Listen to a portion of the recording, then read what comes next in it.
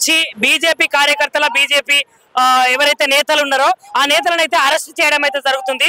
ఇప్పుడున్నటువంటి secretariat area దగ్గరనైతే BJP కార్యకర్తలే కావచ్చు, బీజేపీ నాయకులే కావచ్చు, మాజీలే కావచ్చు, వాళ్ళందరూ వచ్చి అయితే ఇక్కడ ఉన్నటువంటి రాష్ట్ర ప్రభుత్వం ఏదైతే గ్యారంటీలు అమలు చేసిందో అమలు చేసినటువంటి గ్యారంటీలు ఏవైతే ఉన్నాయో అవి సకాలంలో రైతులకే కావచ్చు, విద్యార్థులకే కావచ్చు ఎవరికి అందలేదు. అందుకోసం అని చెప్పేసి ఈ ప్రజాపాలనలో రైతులనే కావచ్చు, విద్యార్థులనే కావచ్చు దోచుకుంటుంది ఈ కాంగ్రెస్ ప్రభుత్వం అని చెప్పేసి వాళ్ళైతే ఈ రోజు ఇక్కడికి దీన్ని ముట్టడించడానికి అయితే వచ్చారు. ఇక్కడ ఉన్నటువంటి పోలీస్ వ్యవస్థ కూడా బందోబస్తు అయితే ఉదయం నుంచే నిర్వహించిందని చెప్పొచ్చు. మనం చూసుకుంటే ఇక్కడ పెద్ద పెద్ద వ్యాన్లలో బీజేపీ కార్యకర్తలను, బీజేపీ నేతలను అయితే అరెస్ట్ చేసి తీసుకెళ్లే దృశ్యాలను అయితే మనం చూడొచ్చు.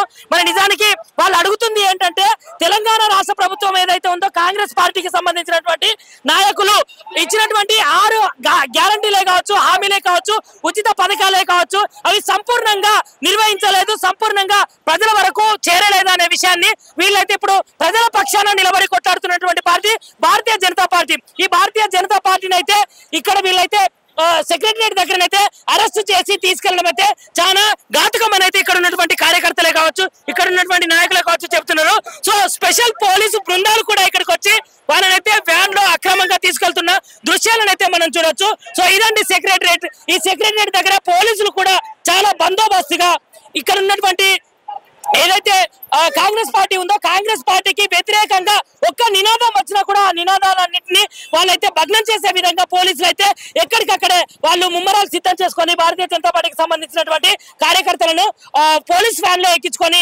స్టేషన్ కి అయితే తీసుకెళ్తున్న దృశ్యాలను అయితే మనం చూడొచ్చు.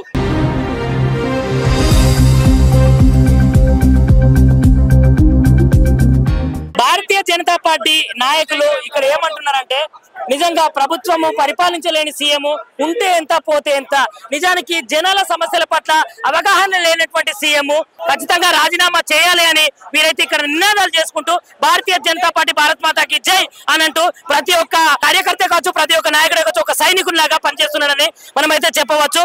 సో చూసుకుంటే ఇక్కడనైతే అక్రమంగా అరెస్టులు చేయడము ఎంతవరకు కరెక్ట్ అనే దాని మీదనైతే ఇక్కడ ఉన్నటువంటి నాయకులు అయితే అంటున్నారు. ఎందుకంటే మేము శాంతియుతంగా ఇక్కడికి వచ్చి మేము ధర్నా చేద్దామని మేము అనుకుంటే ఇక్కడ పోలీసులు అయితే కావాలని చెప్పేసి భారతీయ జనతా పార్టీని, భారతీయ జనతా పార్టీ పైన, భారతీయ జనతా పార్టీ నాయకుల పైన కక్షపూరితమైన రాజకీయాలు చేసుకుంటూ ఇలా అరెస్టులు అనేటివి చేస్తున్నారు అనే విషయాలను అయితే మనమైతే చూడొచ్చు. సో చూసుకుంటే నిజానికి ఇక్కడ కొన్ని వందల్లో భారతీయ జనతా పార్టీ నాయకులే కావచ్చు, భారతీయ జనతా పార్టీ కార్యకర్తలు ఇక్కడ చూడు మహిళా నాయకులను సైతం చూడకుండా మహిళా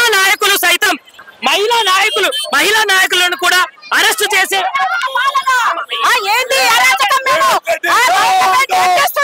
రేవంత్ రెడ్డి ఏంది అరాచకము, నైట్ అరెస్టులు ఏంది, అక్రమంగా అరెస్టులు ఎక్కడికి దౌర్జన్యం ఇది.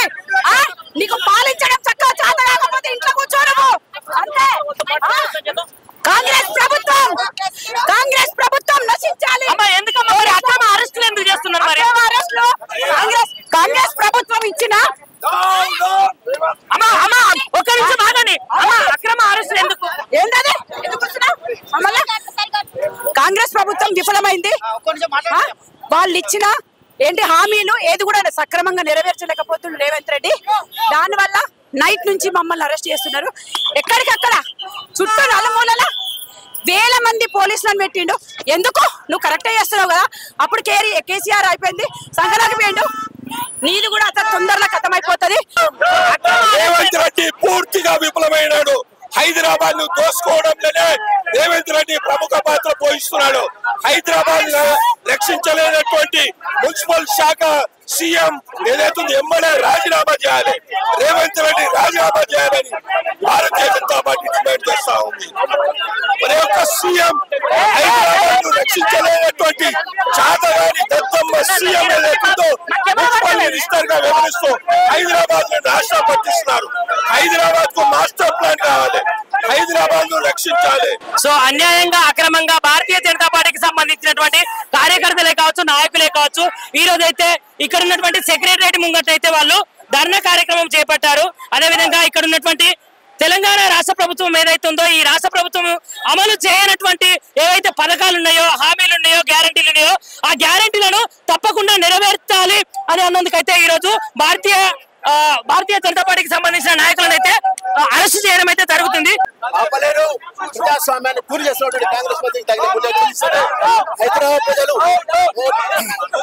చేస్తున్నటువంటి ప్రజా సమస్యలన్నీ కూడా ప్రభుత్వం ఈ రోజు భారతీయ జనతా పార్టీ చేసినటువంటి ప్రజల తరఫున పోరాడుతున్నటువంటి ఇది ప్రజలు గమనిస్తారు. సరైనటువంటి ఈ ప్రభుత్వాలు చెప్తారని చెప్పి కూడా హెచ్చరిస్తా ఉన్నారు. భారతీయ జనతా పార్టీ కార్యకర్తలు ఎందుకు అరెస్ట్ చేస్తున్నారు? మరి ప్రజా సమస్యల పట్ల భారతీయ జనతా పార్టీ ప్రజల పట్ల వెన్నట్టు ఉంటుంది కాబట్టి అవి బయటకైతే ఈ ప్రభుత్వానికి నూకలు చెల్లుతాయని చెప్పి ప్రజా సమస్యలు పట్టించుకోకుండా పక్కదారి పట్టేయడానికి ప్రయత్నం చేస్తా ఉంది. దాని గురించి ఈ రోజు భారతీయ జనతా పార్టీ ఈ యొక్క సెక్రటరీ ముట్టడి కార్యక్రమం రాబోయే రోజులలో ఈ సమస్యలు పరిష్కరించకుండా ఈ విధంగా ఇబ్బంది మాత్రం ఎట్టి పరిస్థితుల్లో కూడా సాయం చేయలేదు. ప్రజలు కూడా సరైనటువంటి చెప్తారు కాంగ్రెస్. లైక్ చేయండి, షేర్ చేయండి, సబ్స్క్రైబ్ చేయండి. మరిన్ని వీడియోల కోసం బెల్ సింబల్ పై క్లిక్ చేయండి.